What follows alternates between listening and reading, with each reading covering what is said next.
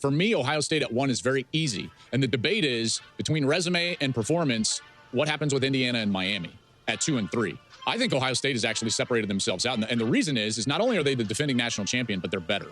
And the defense, more specifically, is better. That's the best singular unit in college football. And they have gone out there and they have made good football teams look very average. One of them's Washington. I'm preparing for that Washington-Michigan game for this week. I'll be in Ann Arbor in the Big House. And Washington's offense is one of the better offenses in all of college football. Damon Williams is one of the most electric, elusive players in all of college football. And he went for just under 1 million total yards against Rutgers last Friday night. You know what he did against Ohio State? Virtually nothing. Yeah. Luke Altmaier in Illinois come in as in the previous 2 games against USC and Purdue, the most explosive offense in the country over those 2 weeks. More 40-yard plays than anybody in the sport. Guess what they did against Ohio State? Next to nothing. I know that they got to 16, but let's face it here.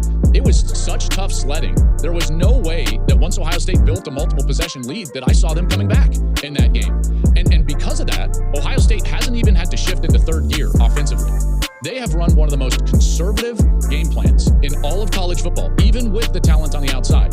They snap it as few a times as any out there. They run a methodical offense. They don't take chances because they don't need to.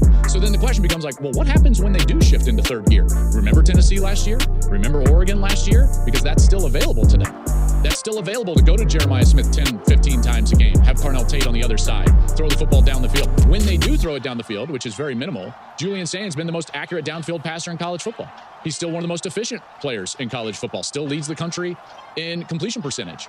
And so I know this was an Indiana question. I wasn't splitting hairs with Indiana. I saw those 2 play last year. I saw Ohio State win the national championship. I've covered Ohio State twice now. I see what they've got, and in particular on that defensive side. So for me, it's Ohio State.